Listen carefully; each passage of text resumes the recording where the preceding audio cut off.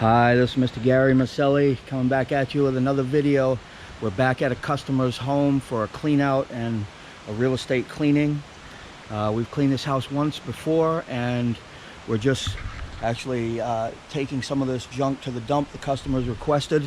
I'll take you right in here where we just cleaned out a beautiful little barn with some nice old barn floors.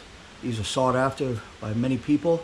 And we just wanted to show you what is possible in a cleaning business, and at a beautiful location.